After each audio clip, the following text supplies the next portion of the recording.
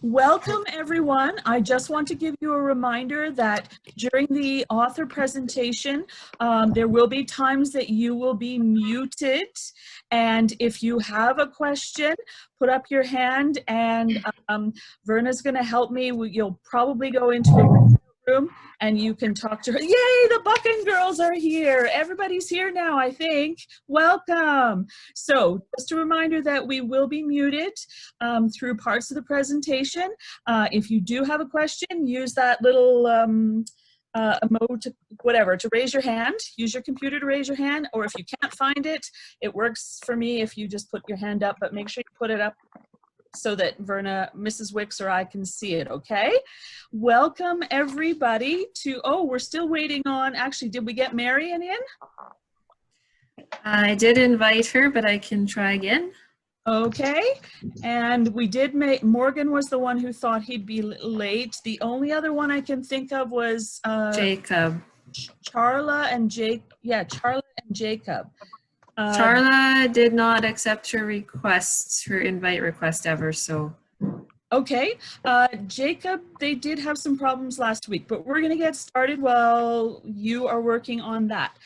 Today we are lucky to have two guest authors to speak to our YouthInk book club. They are both Canadian authors. Gitz Crazyboy is an Indigenous author. He's also an activist and a youth educator. This is his first novel.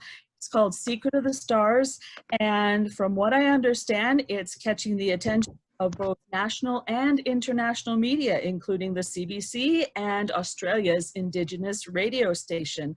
Welcome, Gitz. This is his first novel, you guys.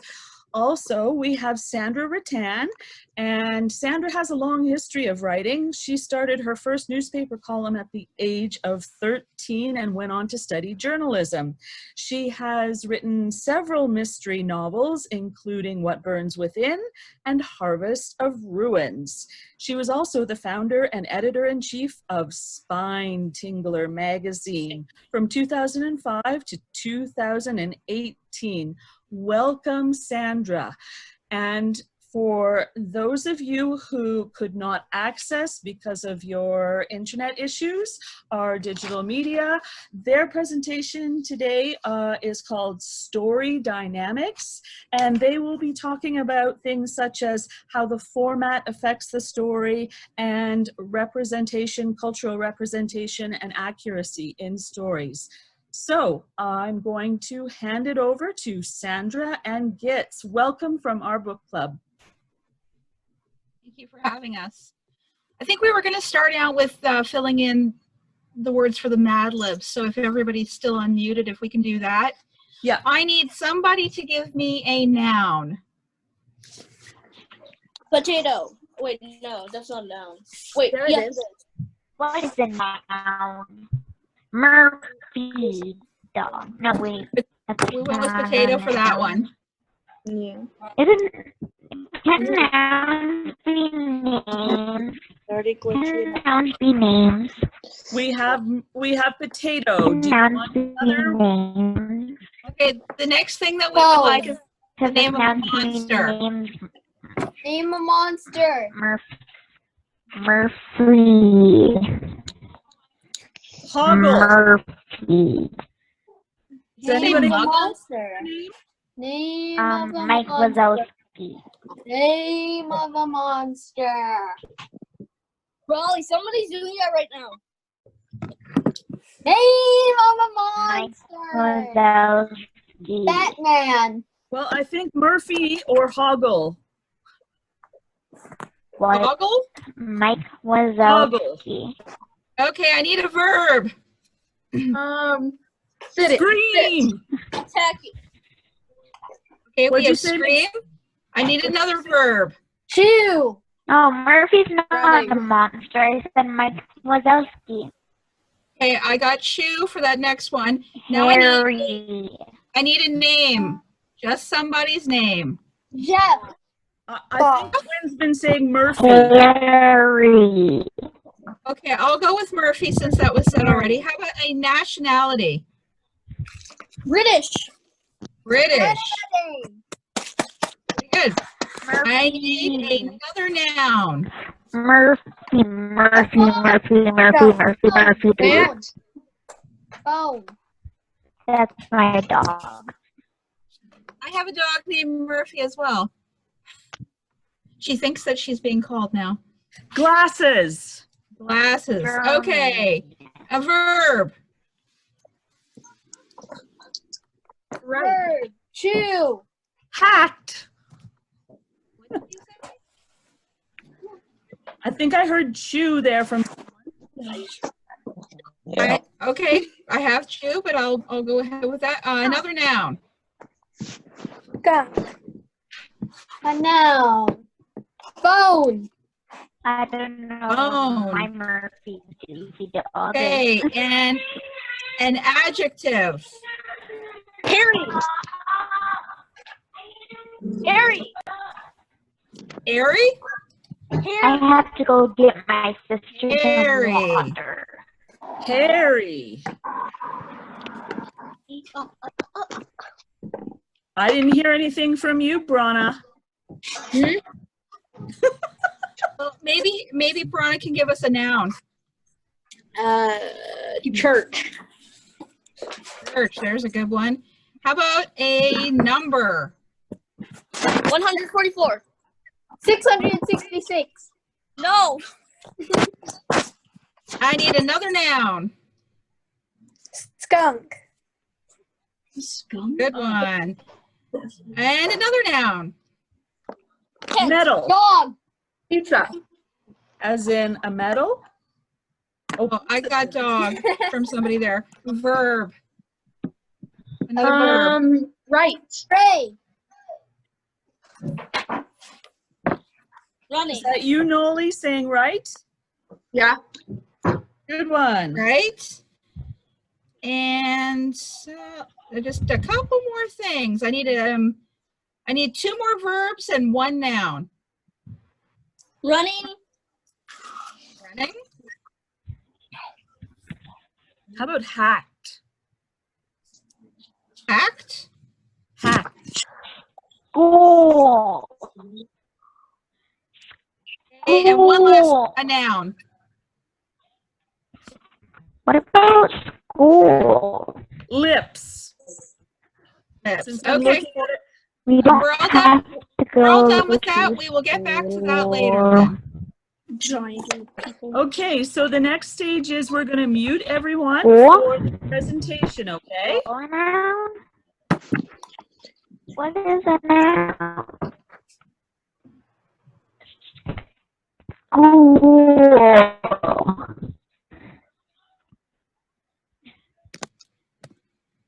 Right, for this first part, we were going to talk about format and how the format of a story can affect the story itself. And so I think this is a good place to start off with Gitz, because Gitz, you've written a novel and you actually have written a graphic novel as well. So you understand some of the differences between the process of writing a novel versus a graphic novel. How did that process differ? So what I love, Alan Moore, who's one of the greatest comic book writers of all time. It's really, really deep stuff he generally writes. He says that there is a difference when you look at a painting than when you look at a graphic novel. Because a painting could be anything. You look at a painting, you create a story when you look at a painting. What happened before, what's happening, and then your mind creates what happens after. It's a freeze frame.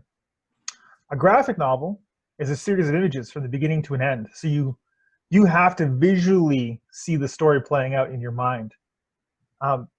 That's essentially one of the greatest things about graphic novels, because you can add stuff to it. You can take away things. The readers pick up different stuff. If I want to do a really quick exercise with all of you, all you need to do is just, I'm going to hold a picture up, and then it's the first thing that you notice. And there's really no wrong answers in this. So feel free to say whatever you want. But just as an idea for a picture, let's look at this picture right here. So I'll give you 5, 4, 3, 2, 1. Do you want Okay. them unmuted? Yeah, I mean, this is the first thing that you've noticed. First thing you've seen. Superman. Superman. Okay, good. Villain. What else? A What else did you gorilla. miss? A villain. A A villain? villain. Okay, what else? A villain. We got the villain. Clouds. Yeah, look at Clouds. foggy. Yep. Say that again? There was lots of clouds and it was foggy. Okay. And What there else? was Superman. There was Superman. Fire. Fire. Okay. What else? Fire. Fire. Fire. I got fire. I heard fire. I heard fire. That's great. Anything else? Fire. Okay, I'll hold it up. What What do did got you there? see, Rebecca?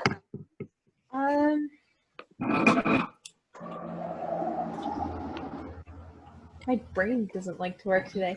That's okay. That's fun. I put you on the spot. And this is not school. Have fun. You can say anything about it. That's The first thing that pops into your mind. It's What do you very, say? Color did you see? very it's what? very menacing. Like it's very Menacing.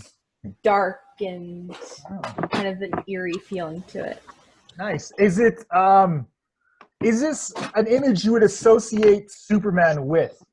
No, No. I wouldn't at least.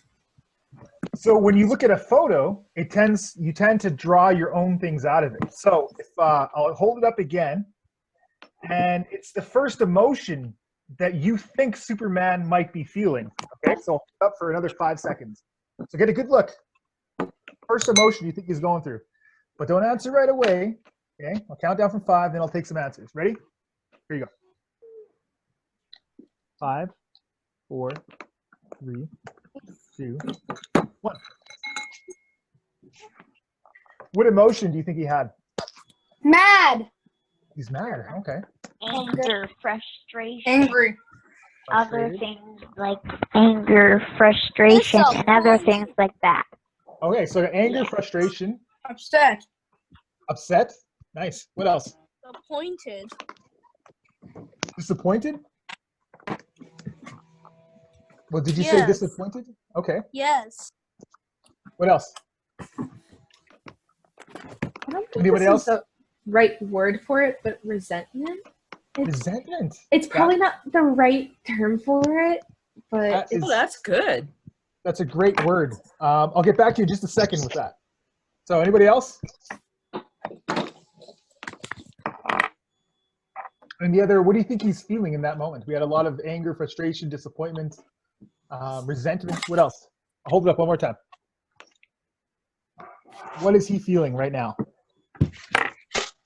He wants Am to I kill allowed some- to answer? Yeah, sure. My word would be fury. Fury. So I'm going to point some things out about this, and this again, it's you're creating a story in your head already just by one image. One image. So I'm going to point some stuff out to this. Superman's emblem is usually bright, but this time it's dark. You actually don't get to see Superman's eyes nor his face. If you look at Superman, he is cloaked in smoke. But there's also the color red and black. Not two colors you generally associate with Superman. He's usually bright blue, bright red. That's why I said villain. Pardon? That's why I said villain, because there's red and dark. That's why I said villain, because those are usually colors associated with this. And this is murky. This. But it's a lot you can draw out. So when you're thinking of formats, when you're drawing, or if you're going to draw a picture, you have to create a story with it. It's a little different to tell a story in graphic novels than it would be for a written book. Because in a written book, you could say Superman is waking up and he's surrounded by smoke and he's confused and it's dark and he doesn't know what's going on. Whereas in a graphic novel, you would give a description and an emotion to your artist, and then they have to try to communicate that as best as they can. Unless you're a really good artist yourself, and then you could be an artist and a writer at the same time. But it's just images. Images tell a story. And most movies, generally most movies, all of the Marvel movies, but most movies you see, they actually look like this as the storyboard. So graphic novels are actually used to create movies. And Gitz would know because he's been in a movie or two. I've been in a few movies, yeah. Yeah. So. Which movies? Which movies? I was in a couple documentaries. I had like one little line with Jennifer Lawrence in a movie called Mother. I think you're a little too young, all of you, to watch that right now, but in a couple years you can check it out. But yeah, sorry. That was my thing about like when you write for a novel, because you have to describe it versus what you see in a graphic novel. So you see the descriptions, but then you have to write the descriptions. Very cool. I mean, I have not written a graphic novel, but I write a lot of nonfiction. I also write short stories, write novels. And, you know, the differences with that, you know, when you write a short story, you're focusing really just in on one key theme, one thing that you want to tell.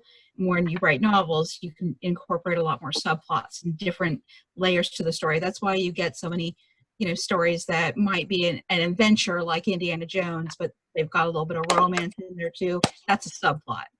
So that's one of the differences for me in terms of how format affects what I'm writing. It might affect the number of different elements that I can incorporate into the story. I have a question for you both. Are we holding questions till the end? It don't matter. Whatever works better my for question- Gitz is fine with me. Oh, sorry. Would be in your writing process, do you see the story in pictures, Gitz, because you're doing a graphic novel, and versus Sandra, do you see the story in pictures, or do you see it in words, or what goes through your head when you're writing? Oh, do you want to take that first one, Sandra? 'Cause Sure. I actually wrote an article about this last year. What I use is something called, I call it envisioned writing. So, you know how we all have our little fantasies that play out in our minds, you know, especially when somebody's embarrassed us or something bad has happened to us and we just wish that we'd had the perfect words to tell that person off or whatever. You know, we've all had those moments where you wish you could go back and do something differently, and you picture out how great it would be for you to be the champion of the moment, to have actually hit the baseball or whatever that it was. Well, in envisioned writing, I play out the scenes in my mind with my characters and envision them going through the process of what's going to unfold in that scene before I write it. And a lot of times, if I'm not able to get the vision of it, it's because I haven't quite got the story worked out yet. And then all of a sudden things will just click, and I'll have the dialogue, and I'll have the sequence of events, and I'll be able to just see it all in my mind, and it just plays out like a little mini movie in my head. So that's a big part of my process. Actually, I don't know if you're aware that Darlene, or Mrs. Edwards, whatever you call her. They call me Mrs. Deadwards. Oh, that Mrs. Deadwards. I don't know if you know that she's my sister. This is actually my sister. And she once walked in on me when I was working in my office and started talking, and I told her, shh, be quiet. I have to listen to the voices in my head, you know. So, you know, that's just kind of how it works for me. So that's my process.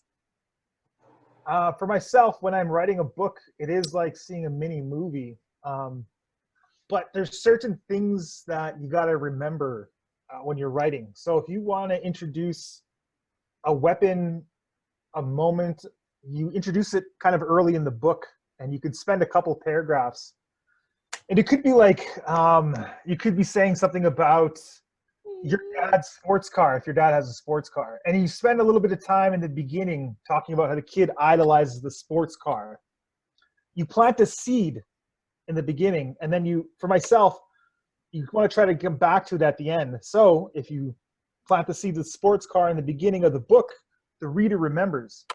By the end of the book, if the person is being chased by zombies or werewolves or bloodthirsty goldfish, and the only thing they can get out of the situation is stealing the dad's car, which I don't recommend anybody doing. But in the book, if they're going to steal a car, you've already planted those seeds. So when I'm writing stuff, I'll try to remember those little things. If I'm planting a seed throughout a book, I got to remember to spend a few more paragraphs or a paragraph talking about that thing. For graphic novels, I see the graphic novel as a comic. And I see it as a comic that I would want to read. That's what I want. Like, this is the thing that I want to see. So it's not like your average graphic novel where you open up and you have a bunch of panels. I see the graphic novel the way I want to see it. So I see the panels on the page, each page, how they're going to look, and using each panel, if you don't know what I mean by panel, using each of these panels to build up to something on the next page. So you're always constantly building for a payoff. Sometimes you're getting stuff for story. Sometimes you're getting stuff for characters. Sometimes you want to show off maybe a cool costume, but you want to build it up to the next page and the payoff. That's kind of when I'm writing a graphic novel. And it's the same thing with Sandra. We create the books we want to see. I'm creating the graphic novel that I want to read.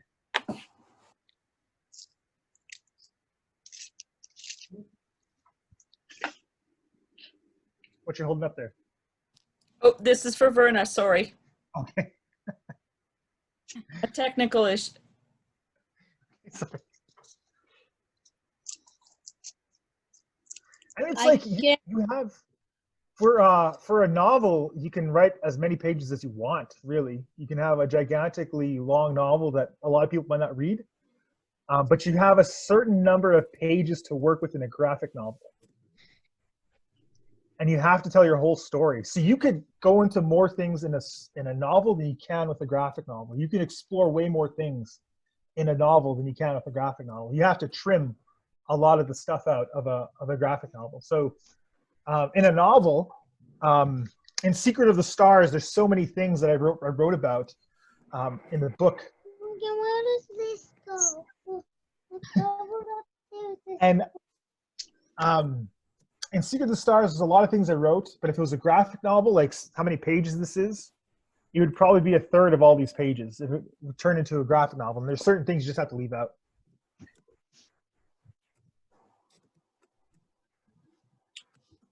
Can we go ahead with the cultural aspects of writing? Sure. Point 2. So let me ask you, Gitz, can I touch your hair? No, you cannot touch my hair. It's very, it's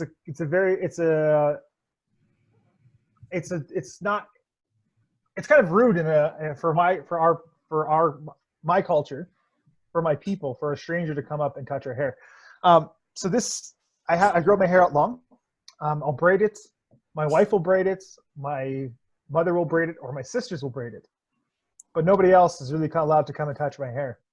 For us Blackfoot, we believe that our hair is divine. It connects us to God, or connects us to a higher power, or spirit, or creation. It connects us back to life, and it's sacred. Like this is your connection, almost like your umbilical cord. You know, the ones that would feed a baby. This is a reminder to be divine, to be a person who builds bridges and nations with one another. And I know with my Mohawk friends, and I've spent time with I've been adopted into a few different Mohawk nations, the clans, like of the Bear Clan. So I can speak just a little bit. I wouldn't try to educate you with the whole philosophy, but the reason why Mohawks have Mohawks when they had cut their hair is they were telling people that they're going into battle, that they were shedding. We have similar teachings. They were shedding their connection to God, and they were ready to take a life.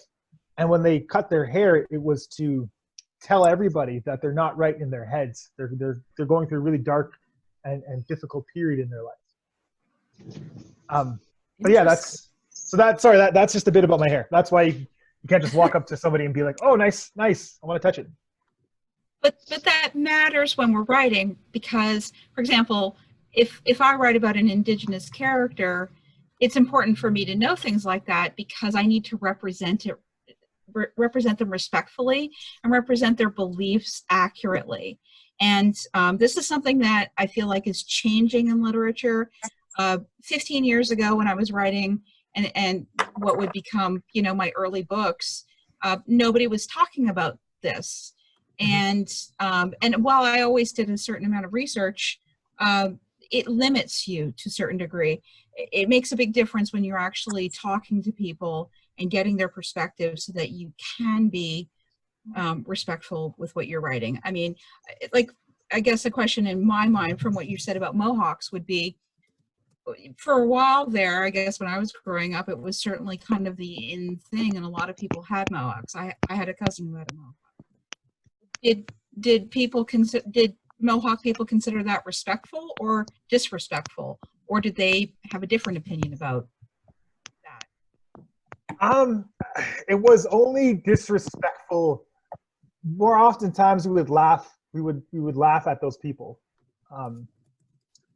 It was only really disrespectful when they would come in and they would try to be a Mohawk person, or they would try to talk over other Mohawk people, or they would try to talk as if they knew Mohawks, their culture, their history, everything, and they didn't know. That's when it really becomes kind of dangerous, and really becomes, you step into that place of, you know, you step into this place of you're taking other people's stories away from them, and you're not allowing them to communicate their own personal truths. And like, you come from this place of where you think you know better when you really don't. And it's really, in the end, it's really insulting.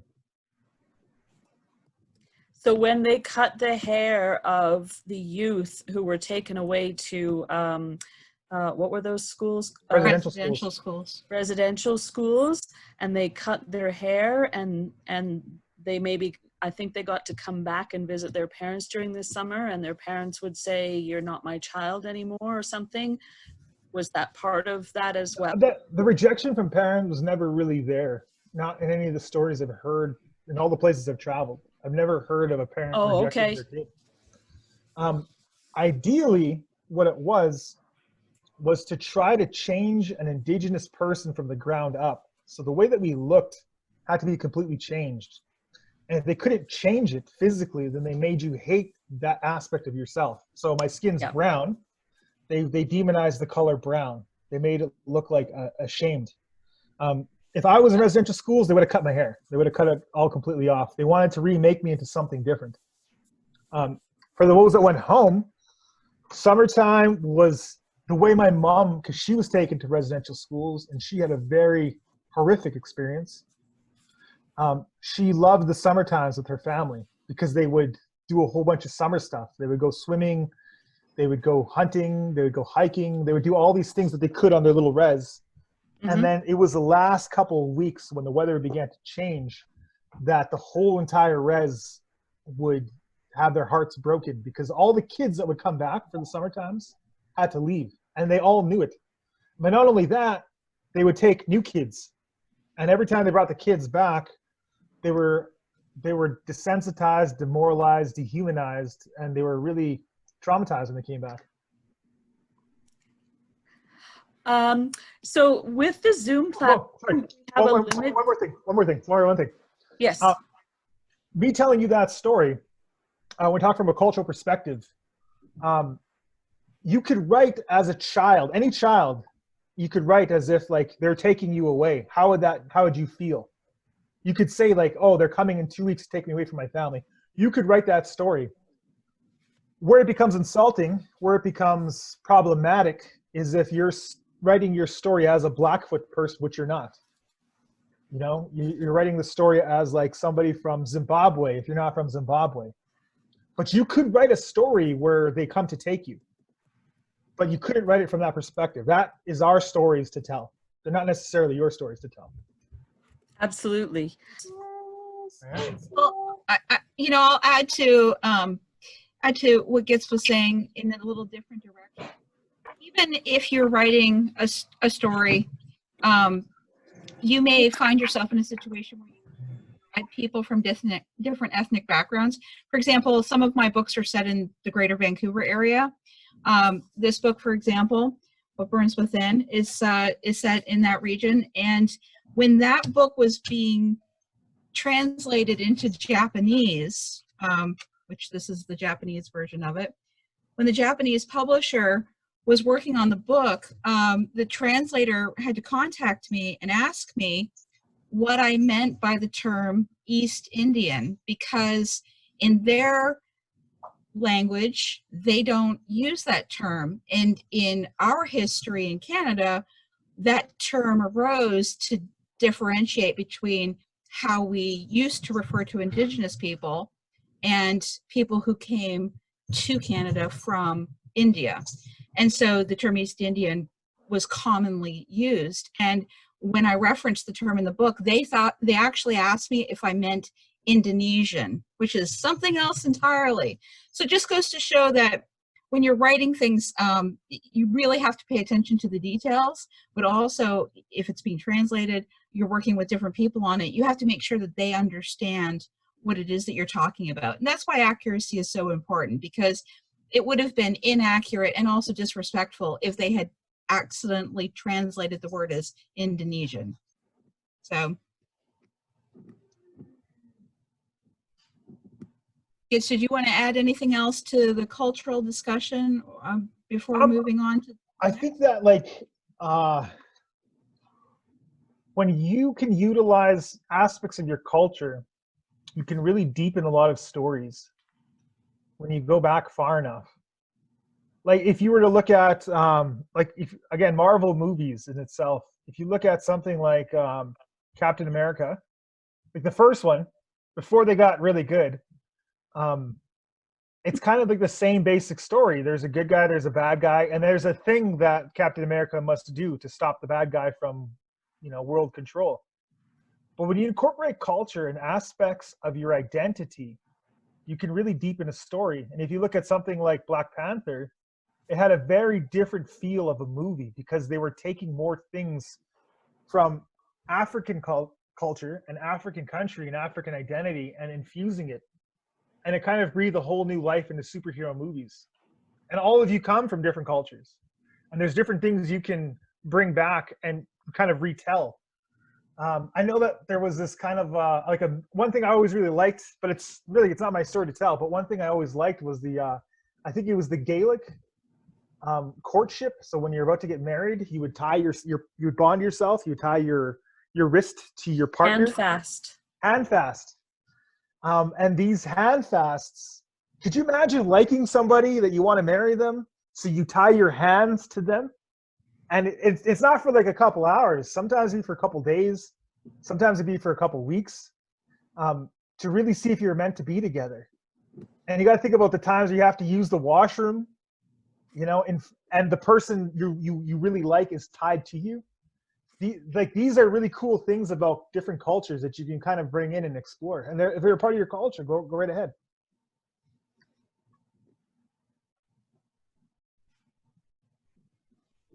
Okay, so shall we move on to how world or historic events would affect a story? I'm sure that you actually have some that you could. Yeah. That would be relevant. Man, so all of you were, I don't even think any of you were born 2001, or you're all a bunch of kids. So prior to the World Trade Center falling, like prior to the attack on the World Trade Centers, there was a lot of movies that had dealt with, they were kind of just crazy all over the place movies. But after 2001, after 9/11, a lot of movies came in about the end of the world, apocalypse. A lot of movies had come in to like change everything. Like in this post-apocalyptic movies really hit after 9/11. We're going through a period right now in history.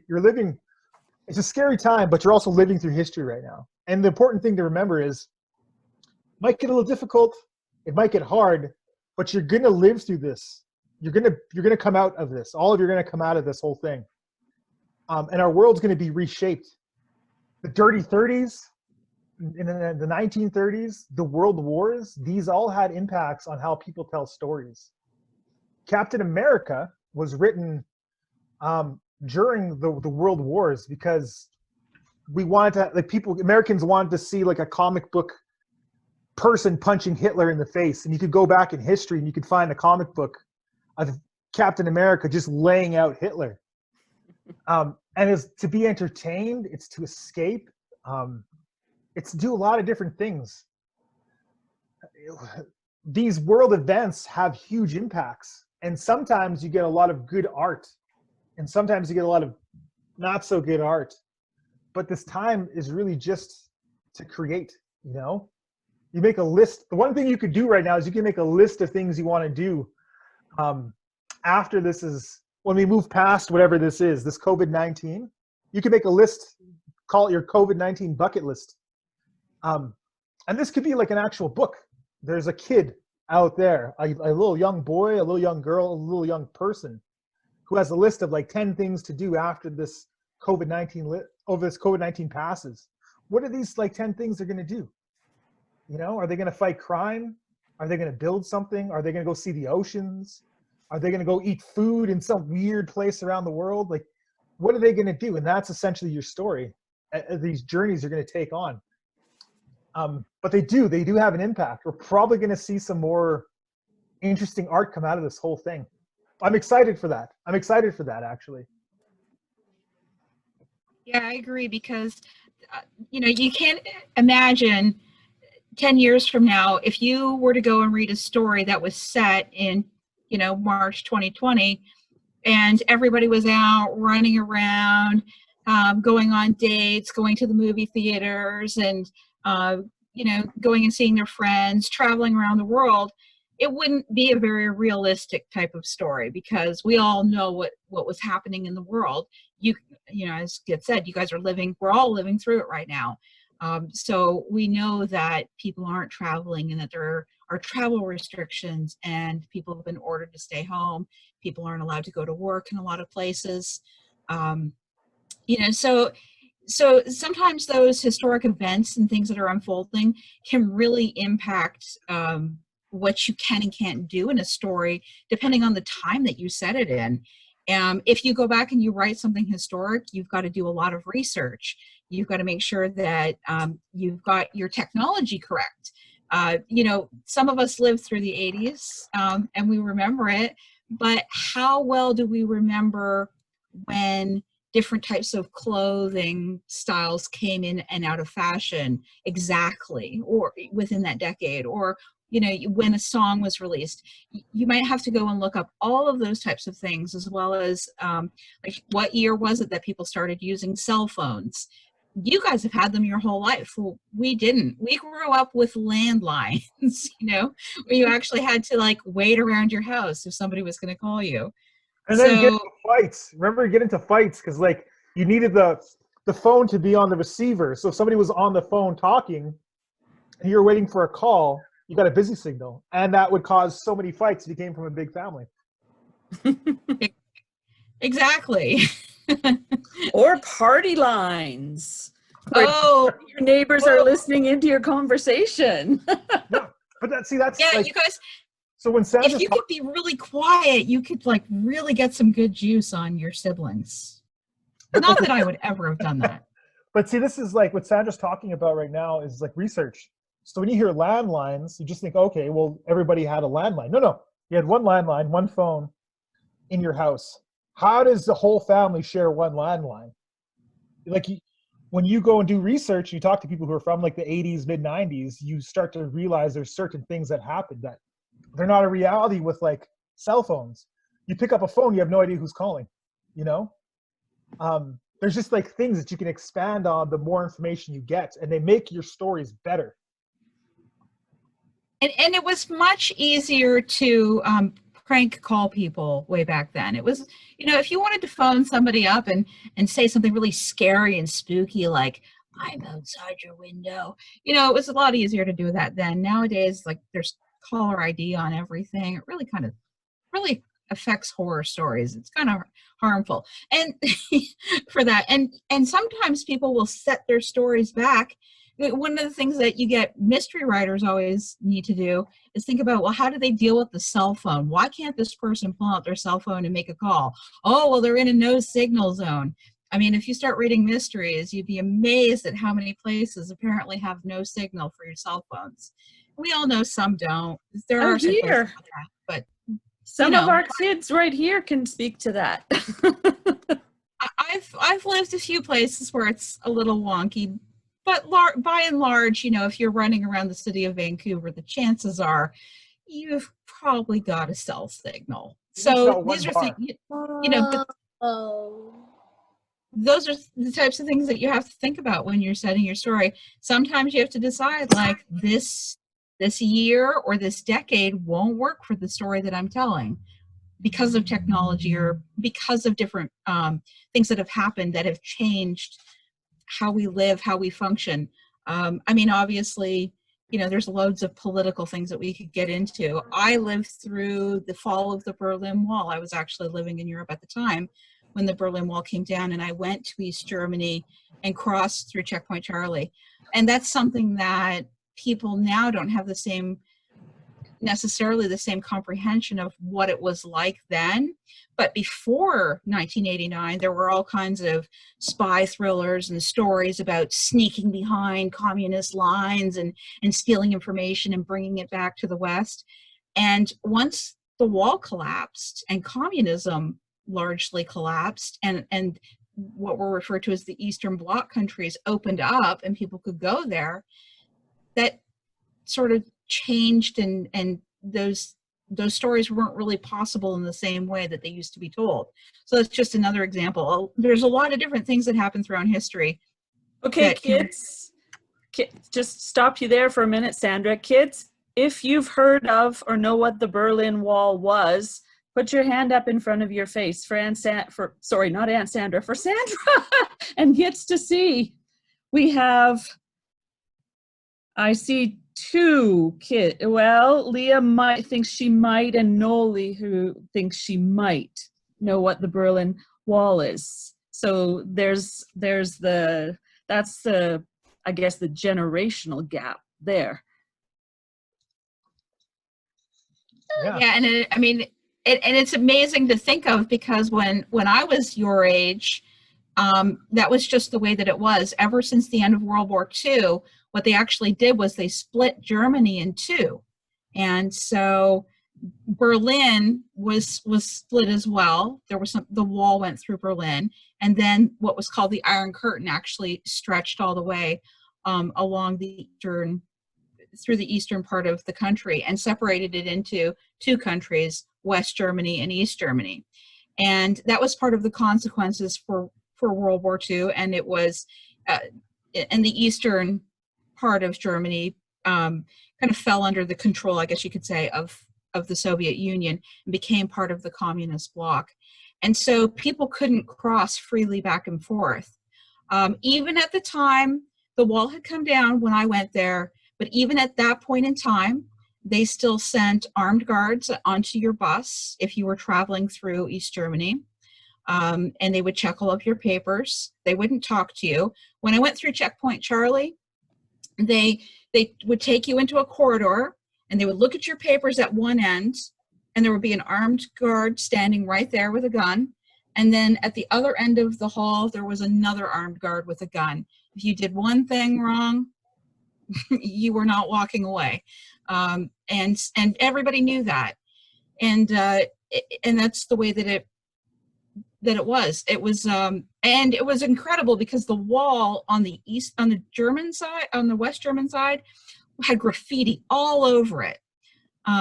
If I get a chance, I'll send a picture that Mrs. Deadwards can share with you guys, on another occasion, of what it looked like, and people have written all over it, all kinds of things, spray painted.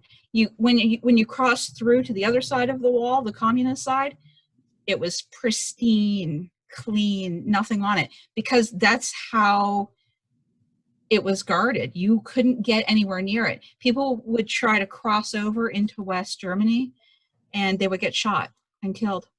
So it was, but it was an incredible time to be there, because all of a sudden the borders were free and East German people could freely cross into West Germany, and they would just stop and stare at things that they had never even envisioned or seen because they were so far behind technologically than the West was. So it was a really interesting experience, and it showed me that if I didn't have that experience, if I was trying to write about the differences between East and West, I would never have really understood it without having seen that and gone through that experience, because I couldn't really comprehend in my own mind what it was like to be told that, no, if you go here, you're going to die. You know, for the most part, you know, we enjoy a lot of freedoms, and certainly as a white person, I enjoy a lot of privilege because I don't have the same fears when I'm walking down the street that some other people do. Because I do live in the United States. My husband is American, and I live near Baltimore, and we've had many unfortunate incidents of racial shootings, police shooting unarmed Black citizens, and so it's a really serious issue, but that's, you know, detracting. So, Sandra, what I'm hearing that you're saying for the kids to take away from this is to write what you know. It sort of falls under that phrasing, but I'm wondering about if you have an interest in writing fantasy, how you where that comes into play. The write what you know, but you want to create another world of that doesn't exist. Do you have? Well, do you or I'm Gitz actually have any thoughts? Because Gitz's novel is a fantasy novel. Yeah, I mean, you know, from my perspective, I don't strictly say write what you know. I'm not a police officer, but I've written many police procedurals. And a lot of that comes down to research. So, you know, I talked to police officers. I researched with the National Canine Unit trainer for the RCMP when I was writing my books. I did things like that. You go to sensitivity readers or professionals in the industry, and you let them read your drafts so that they can give you feedback, so that you can make sure that the story that you're telling is accurate. Those are things that you can do. I am actually writing something that falls far more into the fantasy realm these days, and I think that, you know, what it boils down to is you're going to create your own world. You're going to create your own rules. It's remarkably liberating to do that. At the same time, when it comes to those core stories that matter, people relate to the same things, and these are like the emotions or the objectives. We want love, we want acceptance, we want to triumph over evil, or at least I think most of us do. So, you know, so I focus on unifying factors for the characters and their motivations, because people will relate to them even if they're aliens. Even if I'm writing about aliens on another planet, everybody understands parents wanting to protect their children, for example. So that's kind of, you know, how I straddle that line, and Gitz may have an entirely different answer. No, I think that, like, right now, COVID-19 is, how we could translate that into fantasy is you just change COVID into something else. COVID could be zombies. You know, you're in your house because there's zombies outside. You're in your house because there's, let's say that birds started. Bloodthirsty goldfish outside. Bloodthirsty goldfish are outside your house. There's a thing, you know. So you change these elements into something fantastical. But you could also, like, so in terms of like horror and gothic horror, they really, the creatures really, it should symbolize something that you can overcome. So there was the movie, this is a really old movie. This is before I was born. It's still like one of the best movies ever made. It's called The Thing. It's with Kurt Russell. It was made in like 81 or something. And essentially what it was this alien organism crashed on Earth. And even if just one drip of blood got into your system any way whatsoever, this thing would infect your system, and then you would become this alien. But in the grossest way possible. Your body would transmutate. There'd be like, your neck could pop open. There could be teeth here. And it was like, how do you survive this thing that is almost invisible to us? But what the thing ultimately represented infectious diseases, things that you would get through your blood. And that's what it was. You just tell a story. Everything can be changed. You could turn this whole COVID-19 thing into like, you're stuck in a spaceship right now. You know, you're in your space shuttle, you're going to some other planet, and there's things out there that you can't leave your spaceship. Or you land on this other planet, and there's things out there, there's reasons why you can't leave. That's essentially taking any element. You could be afraid of something underneath your bed. You could be afraid of the lights going off because there's something that lives there. You could turn all of these things, all of your fears, into some kind of visual monster. And of course, you want to be able to kill the monster, or the monster kills you. It doesn't really matter. But it's a story of like dealing with that world. What kind of rules would you have, honestly?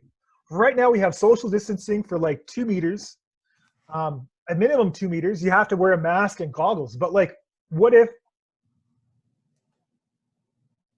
you left your house like goldfish, or there was like a new kind of lizard that would, if it licked you, you would begin to dissolve? What kind of rules would you put in place to survive?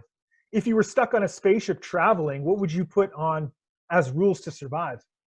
And then like the idea of once it passes, what's your character going to do with their freedom? There's so many things you can draw out of this, you know?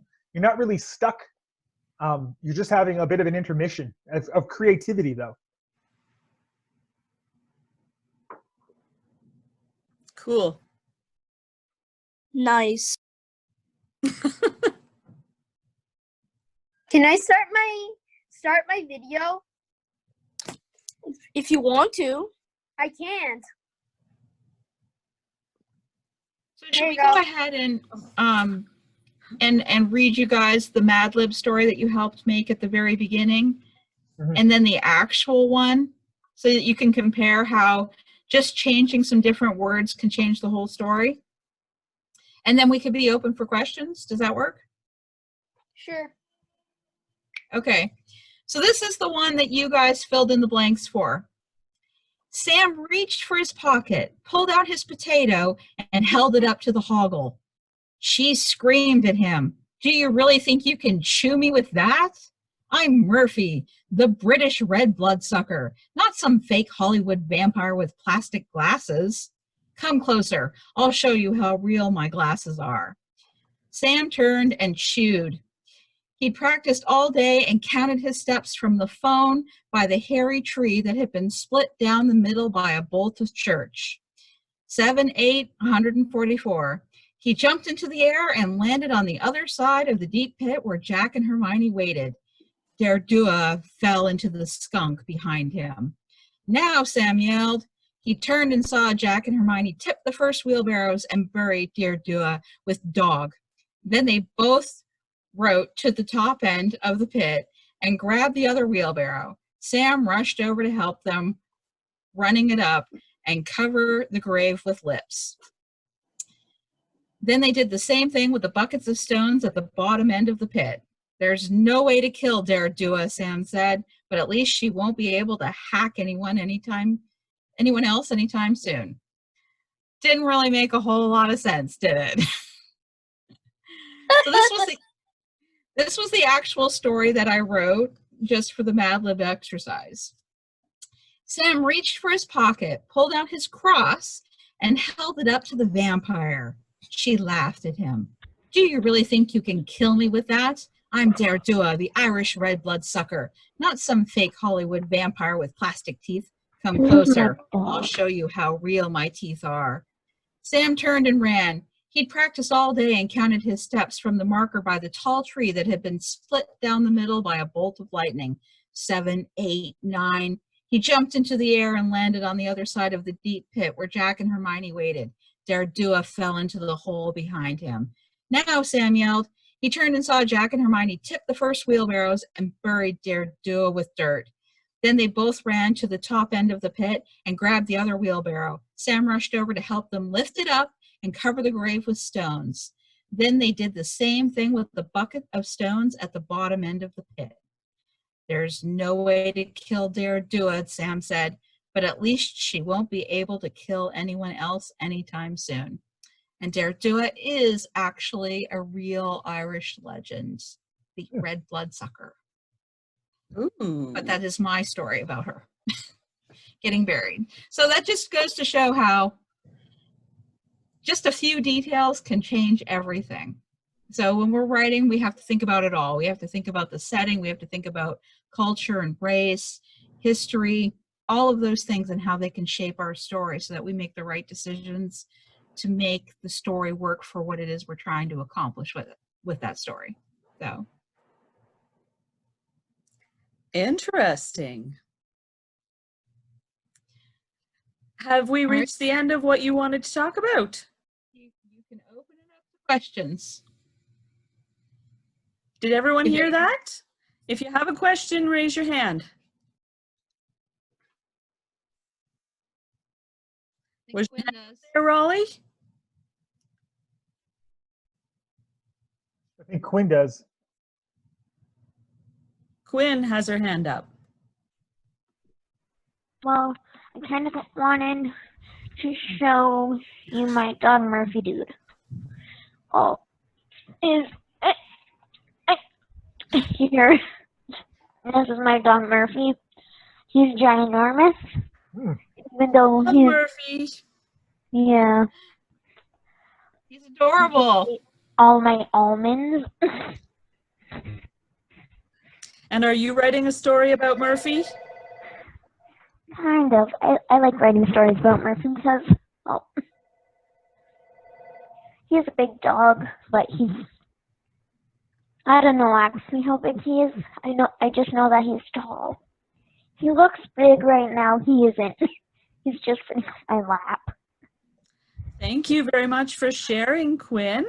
One thing I wanted to share with everybody today, especially a couple of you who I know are aspiring writers, that means you are thinking about being a writer someday or working on stories.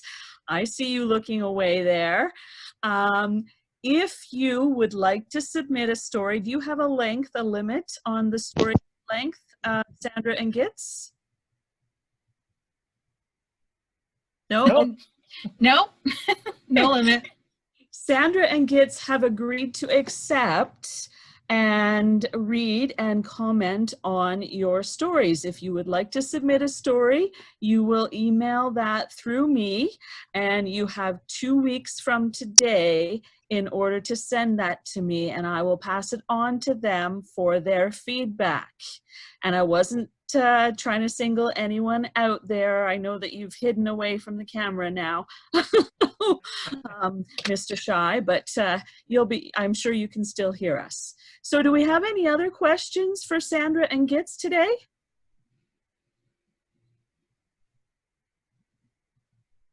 No, no one raising their hands? Okay, well. No questions, comments. I think, I mean, I don't know what you're going to say, but perhaps Gitz has some recommendations for books that he might think that would interest. I'm not sure if you thought of any titles or not. Well, I know, my book, Secret of the Stars, is actually free on Amazon. So if you have Kindle, you can download it. So just hop on Amazon. If you got Kindle, Secret of the Stars is free. It's a short read. It's like 121 pages, I believe. It's there for you. I ask you what ages that's recommended for. Man, I just, grade 3, I think was the youngest class we talked about with this book. But I mean, people from like every age gap was taking something away from the story. We're grade 5 and up, and yeah, definitely. Some of the kids have access to devices and internet, and some of them are really struggling in that regard. So I am planning on purchasing a a physical copy of your book when I can for our library for them to sign out. But for those of you who can take advantage of that, please do go and check out Gitz's book, Secret of the Stars, and download and read that. I'm sure he'll hear back from you. Yeah, there was a graphic novel called 150 Years. Man, there's this other book by Lupito. She was in Black Panther. I'm just going to pull it up right now. It's Sure. I read it, and it was probably one of my favorite books. I bought it for my daughter, and then I bought it for my cousin. And even though we're not Black, we totally just loved the story and the art and everything. It's spelled S-U-L-W-E. S-U-L-W-E. Yeah. Okay, because I'll make a list of these for the kids. I would, some of the stuff is generally a lot older that I read. Oh, if you're into graphic novels, I don't know if anybody reads graphic novels, but there's one called Paper Girls. I don't know if anyone's checked it out. Paper Girls is fantastic. It started before, a year before Stranger Things. It's about these kids. There's time travel, there's aliens, there's things that'll kill you and eat you. It's a great read. Paper Girls. Cool.